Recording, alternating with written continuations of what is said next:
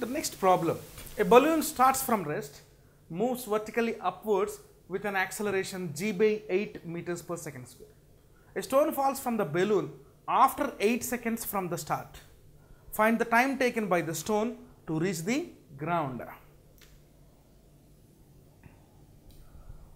A balloon starts from rest means u is equal to 0. It's the solution start. Moves vertically upwards with an acceleration g by 8. If a body is moving vertically upward, its acceleration will become minus g. So therefore, a will become minus g by 8 meters per second square. So first we should find out, a stone falls from the balloon after 8 seconds from the start. So find the time taken by the stone to reach the ground. So how much height it will reach first of all? So where s is equal to ut plus half at square, where t is equal to 8 seconds. So up to that 8 seconds, what is the height reached by the body, we should find out. So therefore h is equal to, where e is 0 plus half, what is a, minus g by 8 into t square, nothing but 8 seconds. So therefore height reached by the body is minus half g by 8 into 64, where 2 into 8 is 16, 16 in 64, 4 times cancel out. So 4g. This is the height reached by the body. So if this is the height reached by the body, what is the velocity at that point? V is equal to u plus at, where initial velocity is 0, where a is minus g by 8, where time is 8 seconds, 8 get cancelled, g, where minus indicates the opposite direction to the gravity. So h is equal to 4g, v is equal to g. So we should find out the time taken. So v and s are related to time. How it is possible? So we got h is equal to 4g, velocity is equal to g. So if the body moving up, the final velocity of the upward thrown body will become the initial velocity for the freely falling. So if the stone falls from the balloon after 8 seconds from the start, means at 8 seconds the distance travelled or the height reached by the body is 4g. From there a stone was dropped. So the final velocity of the upward thrown body will become the initial velocity for the freely falling. Therefore this v is also called u for the freely falling.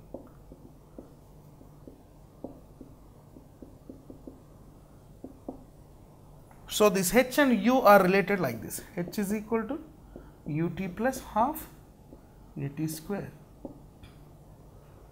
So h is equal to minus 4g, where u is equal to gt plus half gt square. Now we should solute this whole equation. So the solution will be like this, where g get cancelled in all the terms. Therefore minus 4 is equal to t plus half t square.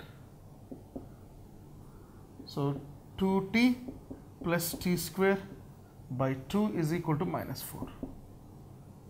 So therefore minus 8 is equal to minus 2t plus t square. So t square minus 2t plus 8 is equal to 0. After getting solution, we will get t square plus 2t minus 4t plus 8 is equal to 0, where t into t plus 2 minus 4 into t plus 2 is equal to 0. So therefore t plus 2 into t plus 4 is equal to t minus 4 is equal to 0. So we will get t is equal to minus 2 and t is equal to plus 4. So t won't be in the negative scale, that's why t is equal to 4 seconds is the correct answer. So in 4 seconds of time, the stone which is falling from the balloon will reach the ground in 4 seconds. Problem. A vehicle travels half the distance L with speed v1 and the other half with speed v2. What is the average speed? So half the distance is L.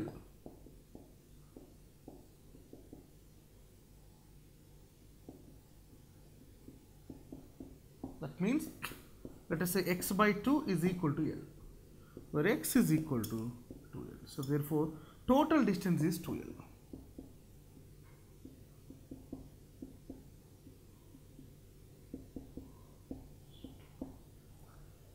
Half distance is covered with V1 velocity. Velocity for first half.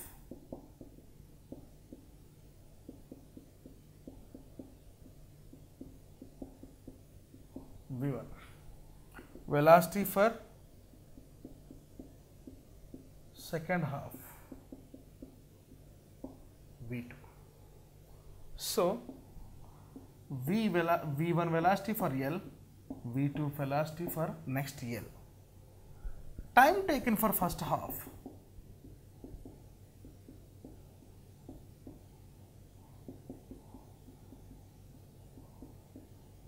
T1 is equal to, we know that velocity is equal to distance by time. Time is equal to distance by velocity. Therefore, T1 is equal to L by V1. So, time taken for second half.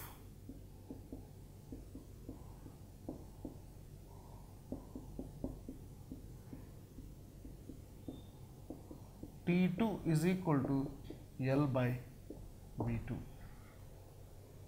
So, therefore, average speed is equal to total distance by total time.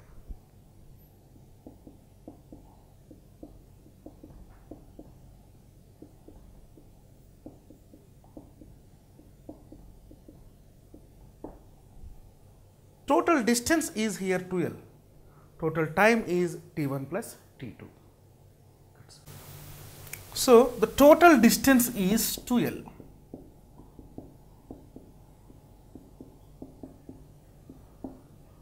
Total time is T1 plus T2.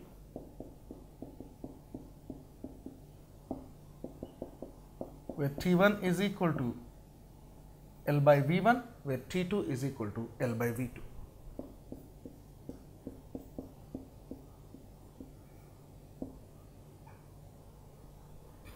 Therefore, average speed is equal to total distance 2L by total time L by V1 plus L by V2. Whether it is 2L by, here we can write V1 and V2, V1 into V2 is the LCM. So, we can write LV1 plus LV2. So, therefore, 2L V1 V2 by L of V1 plus V2. This L and L cancel. So, 2 V1 V2 by V1 plus V2. This formula may be used as shortcut to find the solutions for the such bits to find the average speed. Here it is V1 is the velocity for the first half, V2 is the velocity for the second half, V1 plus V2 is the total velocity throughout the journey. There are 4 kinematic equations of motion. Those are V is equal to U plus AT, S is equal to UT plus half AT square, V square minus U square is equal to 2 AS, and Sn is equal to U plus A into N minus half. These 4 equations describes the nature of motion of a body, but these 4 equations are going to change with respect to the direction of the body. What is the meaning of direction? There are 2 types of bodies with respect to the gravity. One body is away from gravity,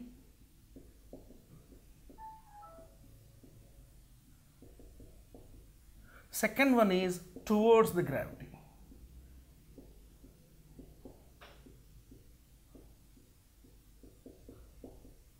The bodies which are away from the gravity means the bodies which are thrown upward. The upward thrown body is also called as projected.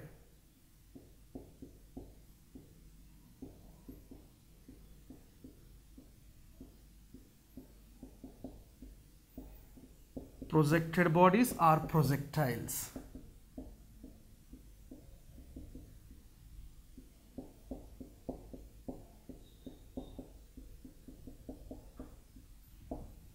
The second body is the body which is towards the gravity, nothing but freely falling body from atop.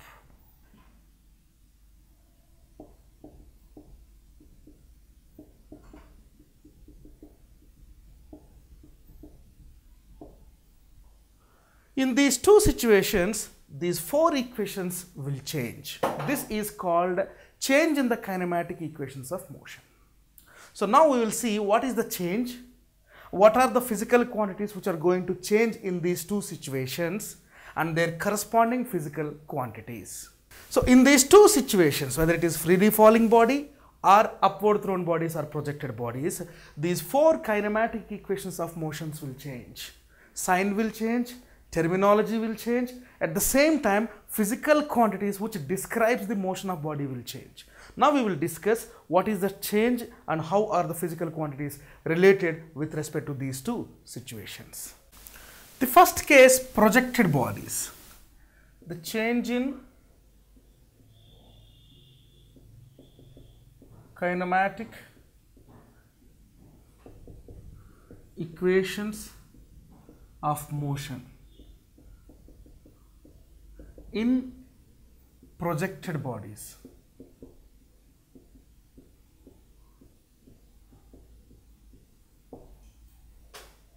So this is the starting point of the body. From this point, a body thrown upward, nothing but projected. While it is projected, the body is traveling against the direction of the acceleration due to gravity. Means actually gravitational force always pulls the object down, but this object which is thrown upward is moving opposite to the acceleration due to gravity. So in this case, A will become minus G.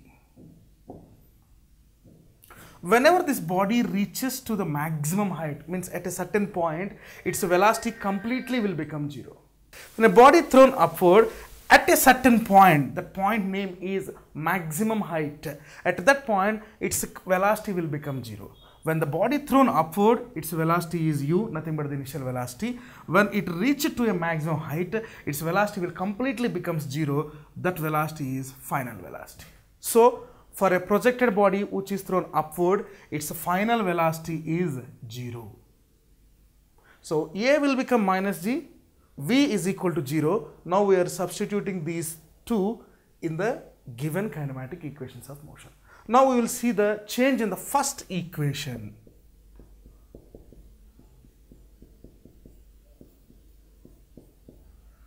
So what is the first equation? V is equal to u plus at. So V is equal to 0, u is u, a is minus g t. So therefore u is equal to gt. This is the changed equation for the projected body.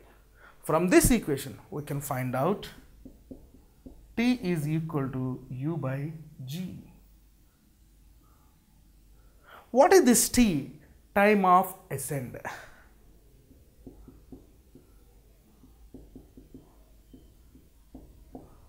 Ascending. So time taken for a body to reach the maximum height is called time of ascending. So this time of ascending is equal to initial velocity by acceleration due to gravity. This is the change in first equation. Second equation. S is equal to ut plus half at square. When a body is moving upwards, S will become maximum height reached by the body. Therefore, S is equal to h max. So therefore, h max is equal to, where u and t are not changing, but a will change to minus g. That's why it is minus half gt square. This is the change in second kinematic equation of motion. Third one. The original equation is v square minus u square is equal to 2as. As we know that v is 0, therefore 0 minus 0 square minus u square is equal to 2 into, what is this a minus g? Yes, nothing but the h or h max. H or h max. So therefore minus u square is equal to minus 2gh. Minus minus get cancelled, therefore u square is equal to 2gh or h max. So the maximum height reached by the body h max is equal to u square by 2g. Now we will see the change in the equation of motion, that is the fourth one. The original equation is Sn is equal to u plus a into n minus half. So where u is equal to u, where a will become g minus g into n minus half. So these are the four equations which are changed in the projected upward bodies. So those equations are u is equal to gt, s is equal to ut minus half gt square, u square is equal to 2gh, Sn is equal to u minus g into n minus half. The same four equations in different way will come in the freely falling body also. This is a problem which relates to the change in the kinematic equations of motion for a projected body. The statement of the problem is like this. A particle thrown vertically upward, its velocity at the half of the height is 10 meters per second. Find the maximum height attained by it. That means a body thrown vertically upward, actually it is reaching a maximum height, nothing but the h max, but half of this maximum height, nothing but the h by 2, its velocity is 10 meters per second. So what is the maximum height attained by the body? So we know that v square minus u square is equal to 2as. Therefore v square is equal to u square plus 2as, or u square is equal to v square minus 2as. What is this v? V is nothing but the final velocity of the body, or if this half of the maximum height is the final position, so in place of v we can substitute 10. So therefore 10 square minus 2 into the acceleration will become g, so s will become h max by 2. So let us write the h max is 2s, therefore 10 square is 100, 2g into this h max is 2s, so 100 minus 4gs is equal to u square. So therefore u square is equal to 100 minus 4 into, let us take g is equal to 10.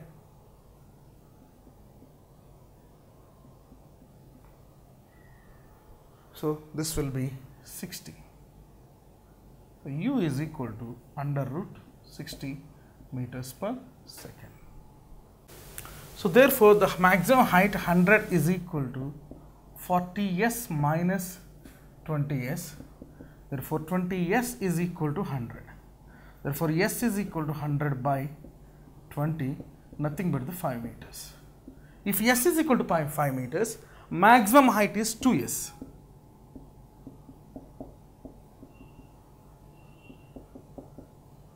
Therefore it is 2 into 5, 10 meters.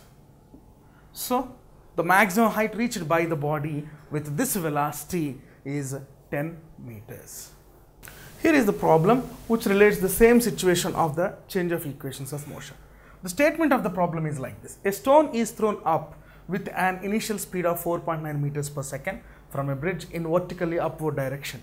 Find the height of the bridge if the stone falls down in water after 2 seconds. That means this is some bridge, a stone thrown vertically up with an initial speed of 4.9 meters per second. It has reached some maximum height position. From there, it was a freely falling case. Then the stone reached the water after 2 seconds. Then what will be the height of the bridge? We should find out. So the situation is where u is equal to 4.9 meters per second. First of all, we should find out the time of ascending.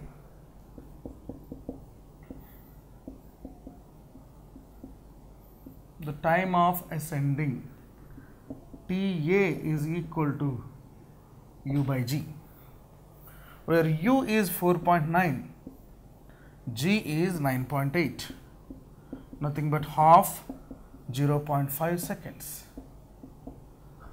Time taken to reach the maximum height is 0.5 seconds. At the same time, time of descending is also 0.5 seconds. So therefore, total time of flight is equal to time of ascending plus time of descending, nothing but 1 second.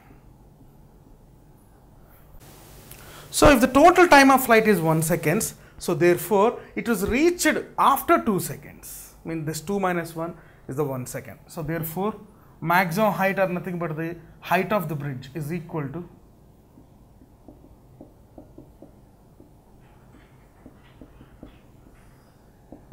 h is equal to ut plus half at square.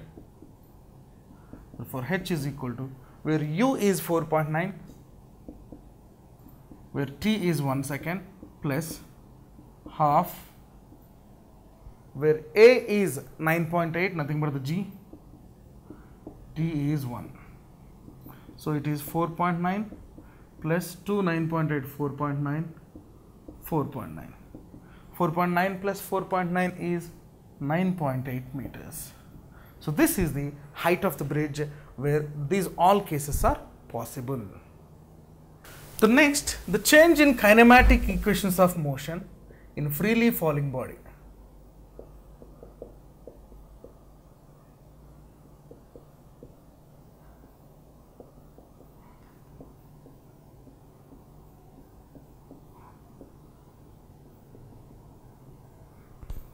In a freely falling body.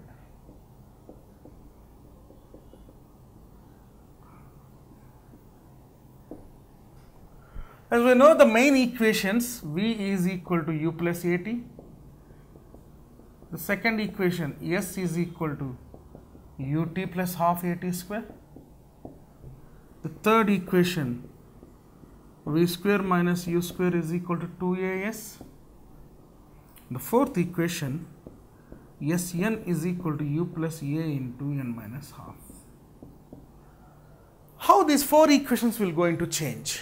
Let us assume the case of freely falling. Yes, from the height of a tower or from the top of a tower or from the top of a building, a multi-story building, a body is thrown towards the earth. That is nothing but the freely falling body. Whenever a body is freely falling, its initial velocity is 0. Why? The body which was thrown upward, its final velocity will become 0. Then it will take the U-turn. Therefore, the final velocity of the upward thrown body will become the initial velocity for the freely falling body. So U is equal to 0. It is coming towards the direction of gravity. Therefore, A is equal to plus G. So therefore, how the change will occur? First equation generally is V is equal to U plus AT, where U is 0, where A is GT. Therefore, V is equal to GT. Here it is time descending.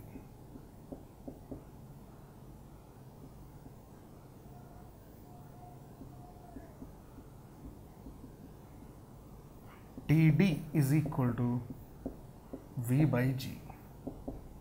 Here V is equal to U, therefore it is also U by G. So as mentioned in the previous case, TA is equal to TD, therefore total time of flight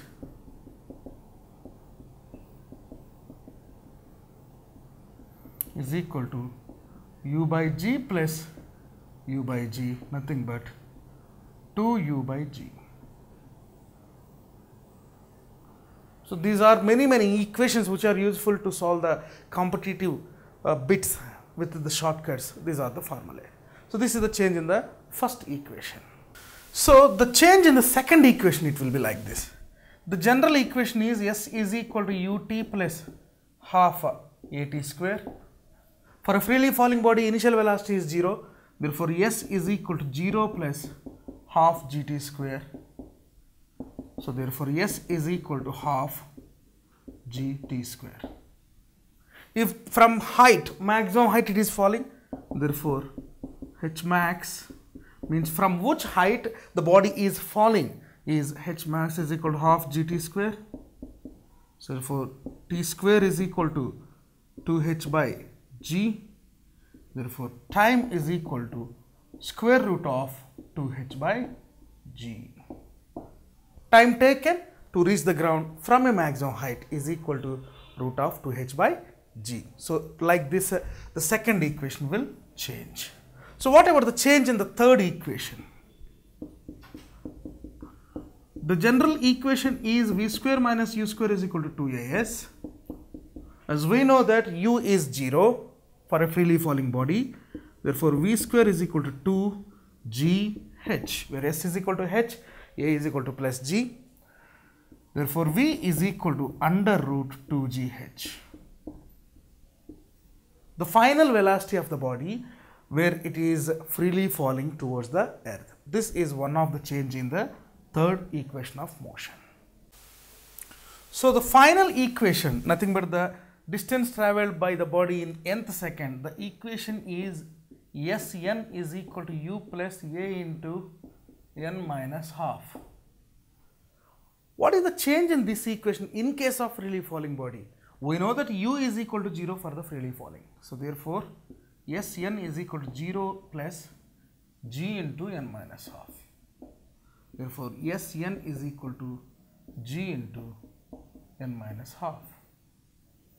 This is the change in the fourth kinematic equations of motion. These changed equations or the changed modes are very, very important to solve the problems in a shortcut method. Here is one problem for the freely falling body cases. Yeah, the description of the problem is like this. A body freely falling from rest has a velocity v after it falls through a height h. Find the distance it has to fall further for its velocity to become double. Yes, it is a freely falling body. Okay, it was started from rest, nothing but u is equal to 0. With velocity v, means final velocity is v after traveling through a distance h. So S is h. We should find out the distance it has to fall further for its velocity to become double. So therefore v1 is v, where v2 is 2v. We should find out the s. For a freely falling body, we know that v square is equal to 2gh. So v square is proportional to h. So v1 by v2 whole square is equal to h1 by h2. v1 is v, v2 is 2v. Whole square is equal to h1 by h2. v get cancelled. 1 by 4 because 1 by 2 square is equal to h1 by h2. Therefore, h2 is equal to 4h1. So the body has to travel 4 times of the initial height or initial distance to increase its velocity double of the original. That's why h2 is equal to 4h1. So the next problem in the same case. If a freely falling body in the last second travels at a distance equal to the distance travelled in the first 3 seconds, find the time of travelling of the body. So, if t is equal to 3 seconds, the distance travelled by the body is s is equal to ut plus half at square, where a is equal to g, that's why it is ut plus half gt square is equal to some s. So, what is the distance where u is equal to 0 for the freely falling body, that's why it is 0. plus half into g we will take some 9.8, t we will take 3 square because time was 3. 2 9.8 4.9 times, therefore s is equal to 4.9 into 9, 44.1 meters is equal to distance travel. So this s is equal to 44.1 meters. So repeat. So s is equal to 4.9 into 9. It is s is equal to 44.1 meters. This is the distance travelled by the body in 3 seconds. But according to the statement given by the problem, the freely falling body in the last second, it travels at a distance equal to the distance travelled in the first 3 seconds. So what is the distance travelled in the last second?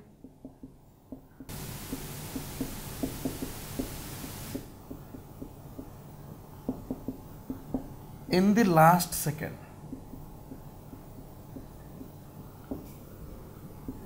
is suppose n. So therefore Sn is equal to u plus g into n minus half, where u is 0, Sn is some 44.1, 0 plus 9.8 into n minus half. So therefore 44.1 is equal to 9.n into n minus half. N minus half is equal to 44.1 by 9.8. So 4.9 will cancel out. This is 9 times, this is 0.2 times. Therefore n is equal to 9 by 0.2 plus half. Repeat. So 44.1 is equal to 9.8 into n minus half. 44.1 by 9.8 is equal to n minus half. So multiply with 10 and divide with 10 for the simple calculations. 441 by 98 is equal to n minus half. So the 49 is the common. So 49 in 41, 9 times, it is 2 times. So n minus half is equal to 9 by 2. N is equal to 9 by 2 plus half. 2 is the LCM, 9 plus 1 by 2. If 9 plus 1 is 10 seconds, 10 by 2, 5. So the total distance of the travelling n is equal to 5 seconds. This is equal to u plus g into n minus half, that is equal to 44.1 meters. The next concept is law of odd harmonics.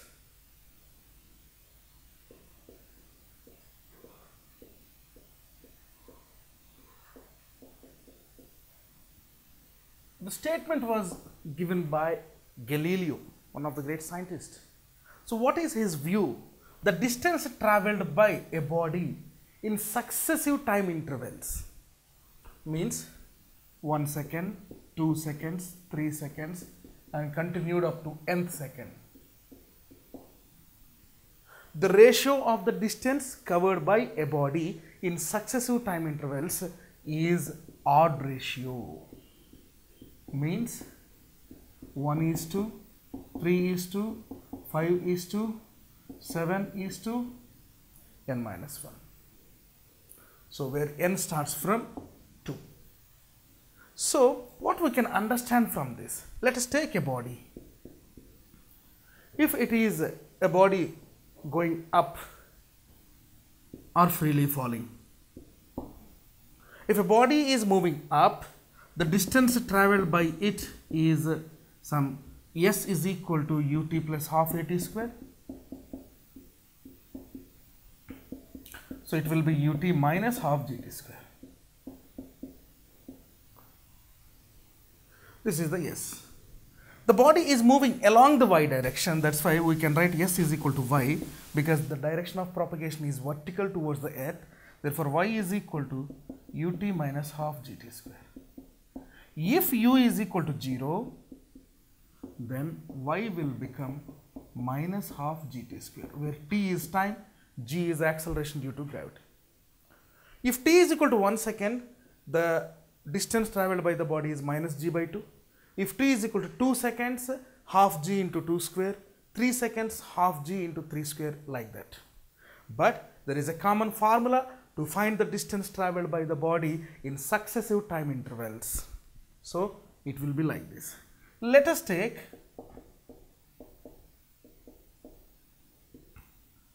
t is equal to tau, 2 tau, 3 tau, 4 tau, etc. T1 is equal to tau. For this y1 you will get minus half g tau square. This y1 is equal to minus half g tau square. We are writing like y0, initial height, means the distance traveled by the body or height reached by the body in the first second. So where y0 is equal to minus half g tau square.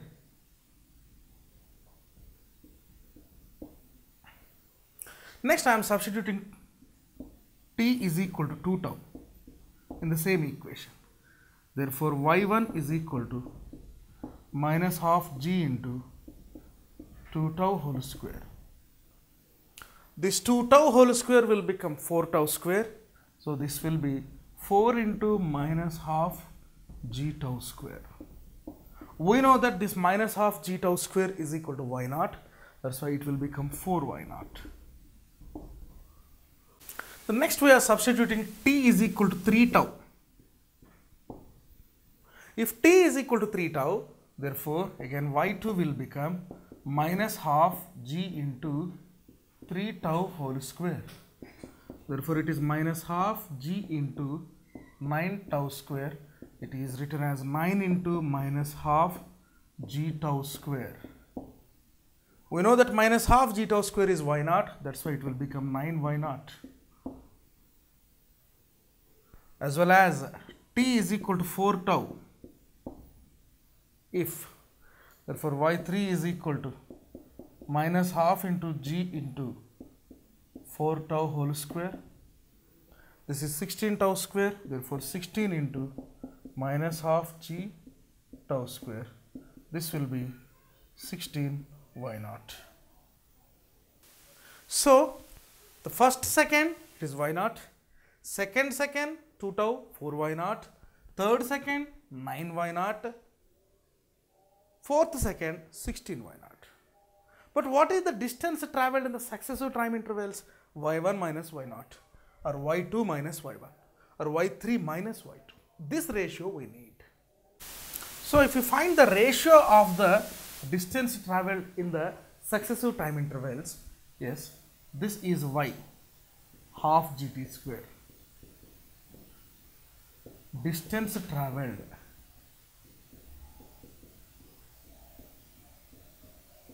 in successive seconds.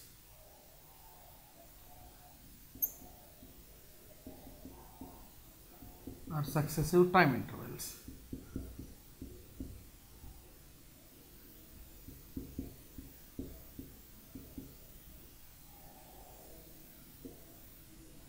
Next, distance traveled in terms of y0.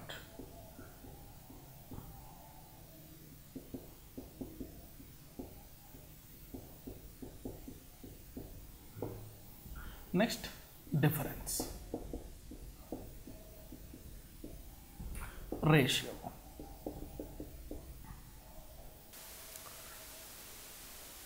So if t is equal to tau, this is half g tau square. If t is equal to 2 tau, this is half into g into 4t square. Nothing but 4 into half g tau square minus minus. If t is equal to 3 tau, minus half g into 9 tau square, This is 9 into minus half g tau square.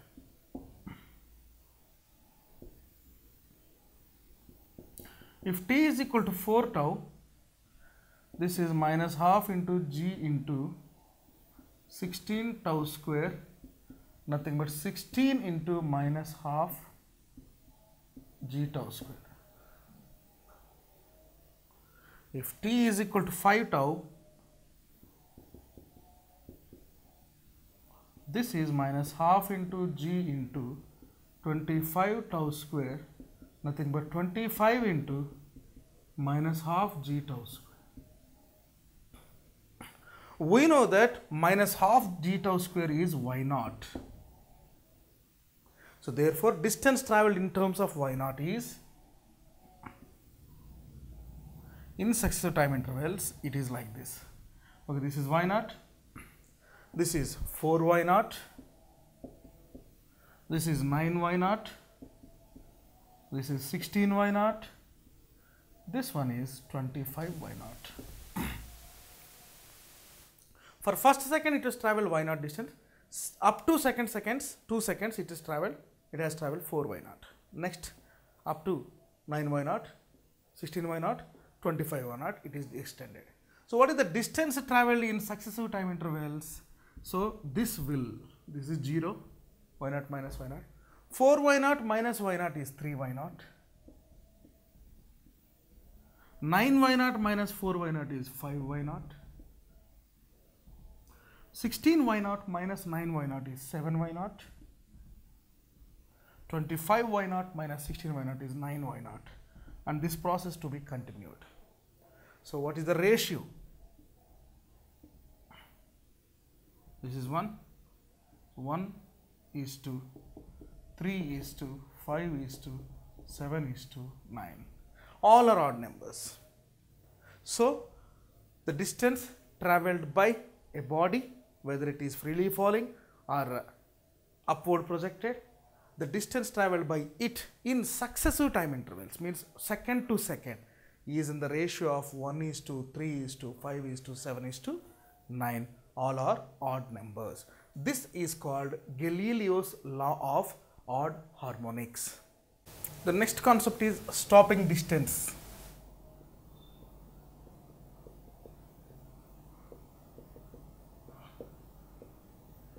And time of reaction.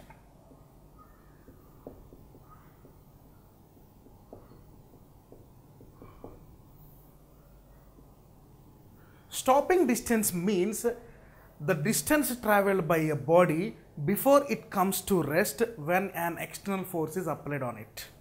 Let us suppose if you take a train, if you apply the sudden brakes to the train, it won't be possible for a smooth running.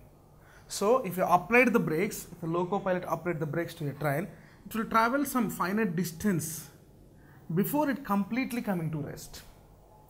The minimum distance traveled by a body after applying the external force to come to rest is called stopping distance.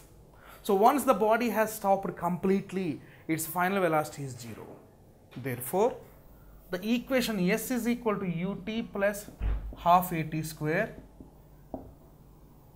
So the distance traveled by it with inertia, where velocity will become 0 and a will become minus g because the body has lagging it. So it is minus gt square. So it is also called stopping distance, means d is equal to minus half gt square, where minus indicates the body is under the decreased motion of the traveling. So it is minus half gt square. So what is the time of reaction?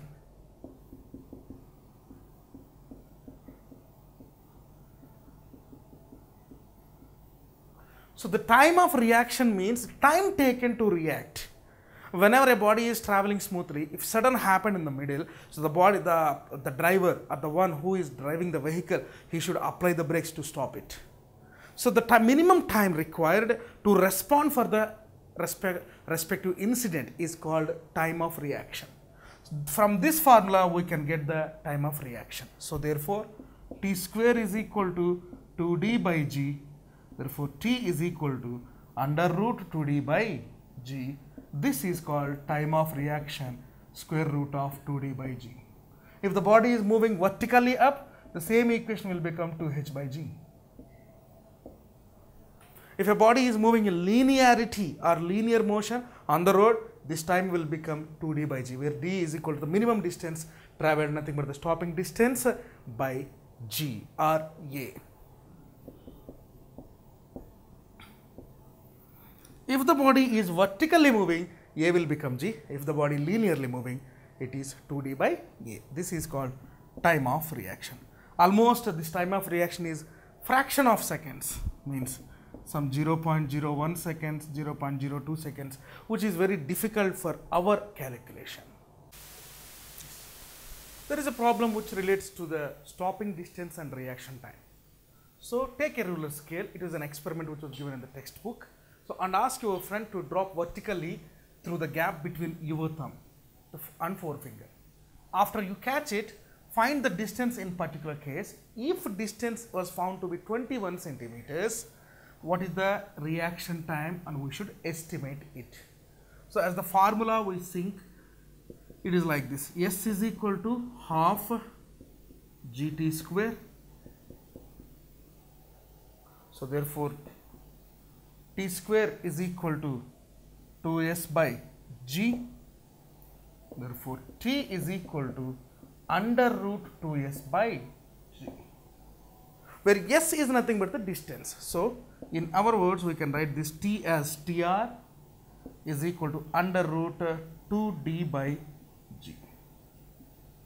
The stopping distance is 21 centimeters if it was found like that. So, what is the reaction time? If t is equal to tr and d is equal to 21 centimeters, it is nothing but 0.21 meters as in the SI unit of scale, and where g is equal to 9.8 meters per second square. Therefore, we should find out reaction time or time of reaction. Tr is equal to under root 2d by g. Therefore, square root of 2 into where d is 0.21 by where small g is 9.8. So, it is approximately Tr is equal to square root of 4.2 by 9.8, 0.42 by 9.8. If you multiply it with 10 or 100, so it will be 42 by 980. So, approximately we will get 0.2 seconds. So, this 0.2 seconds is the very least time. It is not 0.1 also. So, 1 by 10 seconds or 2 by 10 seconds, here it is. So, this is the time of reaction to catch the scale which is dropped from above to catch it down. So, we already discussed that time of reaction is very less. Sometimes it will be 1 by 100th of the second also. It depends upon the initial velocity of the body where it is dropped or freely falling. The next concept is relative velocity.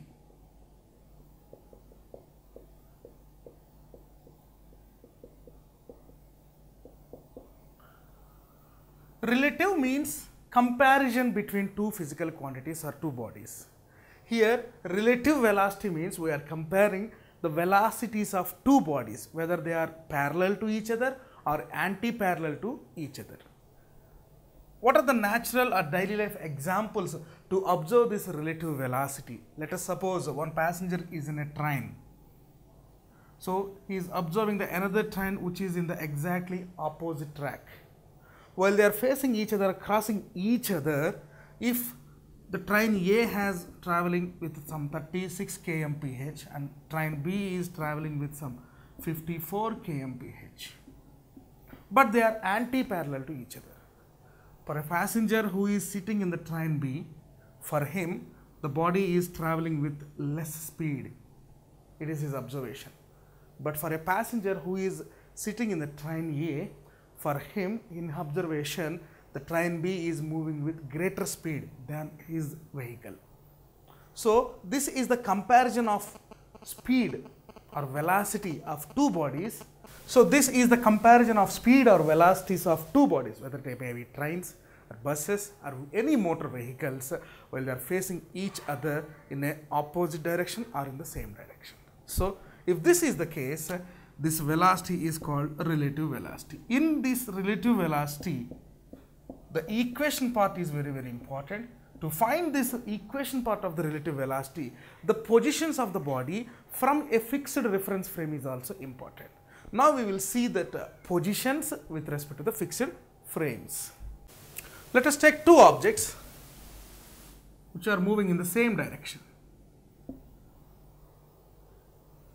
on the parallel tracks. So this is the object A. This object is at a distance, some fixed distance from O, and from the same O there is another object which is just behind the object A. Let us suppose this object A is moving with a velocity VA, object B is moving with a velocity VB. The distance of the body A from a fixed reference point is some XAO. The distance of the object B from the same reference point is XBO or XOB. Now we will find out the relative velocity or velocity differences between these two objects when they are parallel to each other or one is crossing another one in the same direction. As the body is moving forward, let us take this position is XA, this position is XB. So XA means the position of A.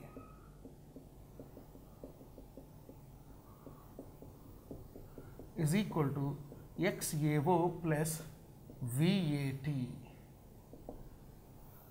because position is equal to velocity into time, nothing but that. As well as XB is position of B.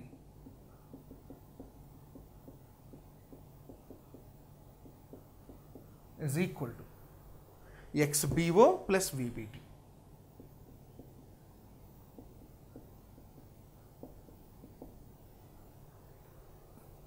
Change in the position means the position of A is just slightly forward than the B. Therefore, the change in position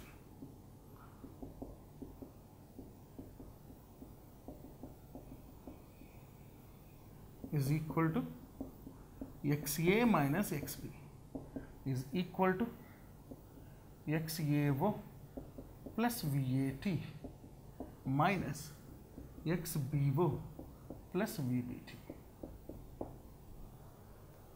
So in other words, we can write XAO minus XBO plus VA minus VB of T. This is XA minus XB. If this XA minus XB of T is nothing but the VA minus VB. But the bodies, if you see the arrow marks, the bodies are moving forward. They are not at all in the rest position. While they are moving forward, particularly at every time interval, there is a position difference between these two bodies automatically. As well as velocity difference is also there. So initial displacement is at O. After that, the particular displacement is at XA and XB. If these bodies are moving forward, automatically there is a change in the displacement of the body for successive time intervals. Now we will find out the change in the displacement of these bodies for successive time intervals, and we will relate those equations to the velocities of the bodies. So the change in displacement is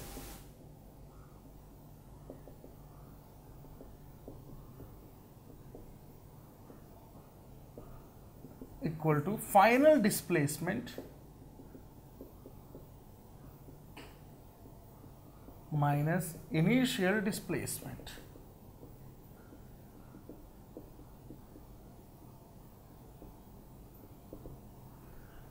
What is the final displacement of the body?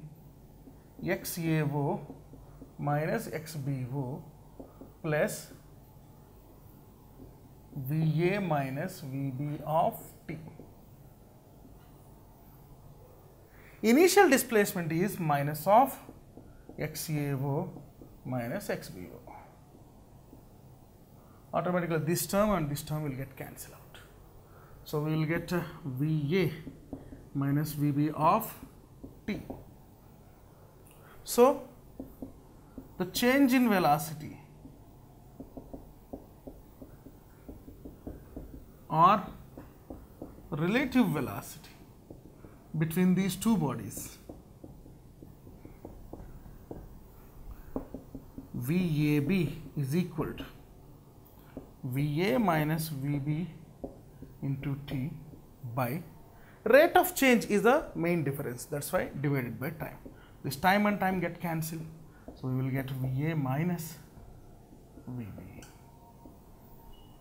VAB is equal to VA minus VB, as well as VBA is equal to VB minus VBA.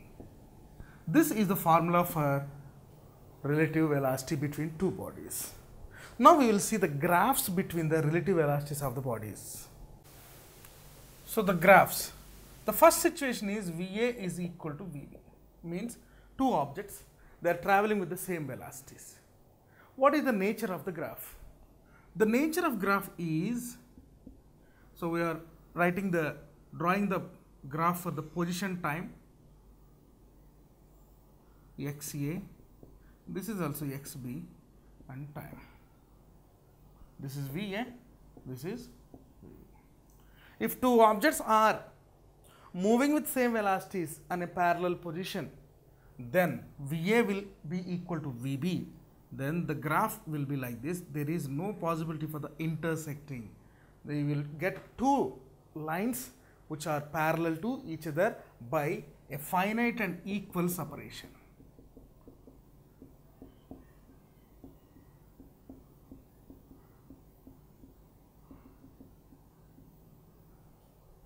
Second situation, VA is not equal to VB. In this case, the first situation is VA greater than VB. Second situation is VB greater than VA. If velocity of the body B is greater than velocity of A, the graph will be like this. The slope of the B is much stepper than slope of the A. Like this. This is A, this is B. The position time graph slope for B is stepper, one step forward when compared to the position time graph of A.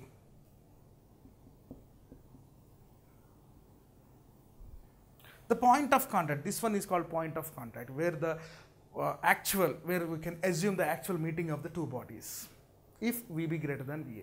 What about the VA greater than VB? If VA is greater than VB, then it will be a positive scale. Then VA is greater slope when compared to the VB, and there is no possibility for the contact between them, because VA minus VB is always be a positive scale. That means the relative velocity separation goes on increasing, but in VB minus VA, that value tends to decreases to the negative scale. There is a possibility for the contact. That's why this is for VA greater than VB, this is VA, this is VB. There is no possibility for contact in any part of the road. So like this we can understand the graphs of the relative velocities with respect to their situations. Here one problem we are discussing with the information given with the relative velocity. The content of the problem is like this. Two parallel rail tracks runs north to south. Train A moves north with a speed of 54 kilometers per hour and train B moves south with a speed of 90 kilometers per hour. What is the velocity of B with respect to A? What is the velocity of ground with respect to B? So, there are two trains. Train A, velocity of A is 54 kmph. The actual SI system of units to find the velocity of a body is meters per second. Therefore, 54 into 5 by 18. We should convert the kilometers per hour to meters per second. 1854 3 times 3 5s 15 meters per second. But train B moves south with a speed of 90 kilometers per hour, means in the direction they are opposite. Therefore VB is equal to minus 90 kmph. Therefore minus 90 into 5 by 18, 5 times minus 25 meters per second. These are the changed values of the velocities of the body. The first bit, velocity of B with respect to A, means VBA. The formula is VB minus VA. So what is VB? Minus 25. VA minus 15. It is minus 40 meters per second. So velocity of B with respect to A is minus 40 meters per second. That means the train A is moving 40 meters per second greater velocity when compared to the velocity B. So train A is moving forward.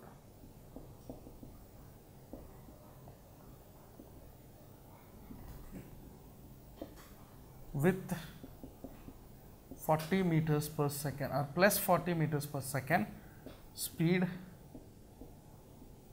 when compared to B.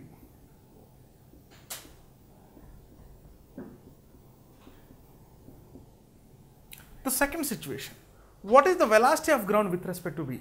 Actually, the speed of the ground when compared to B is very large.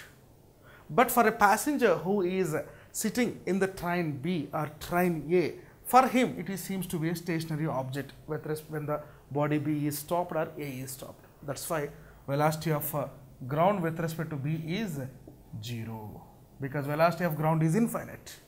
Infinite minus VB, it is undefined. That's why we are treating it as 0. In the same problem, there are two more bits. The next bit is velocity of a monkey running on the roof of the train A against its motion with 18 kilometers per hour with respect to train. We should find out the velocity of a monkey which is running on the roof of the train, which is against to the motion of train A, and as observed by a man standing on the ground. So the solution is like this. The velocity of monkey is 18 kilometers per hour original, but a man is observing the motion of monkey on the roof of a train, but the monkey is moving opposite to the motion of train. So with respect to the observer, nothing but a man who is standing on the ground, what is the velocity of monkey with respect to the train? We should find out. So 18 kilometers per hour means 18 into 5 by 18, it is nothing but 5 meters per second. Velocity of the train A is equal to, it is already 54 kilometers per hour. So 54 into 5 by 18, it is 15 meters per second. So velocity of monkey with respect to A is Vm minus Va, where Vm is 5 meters per second, Va is 15 meters per second. It is minus 10 meters per second.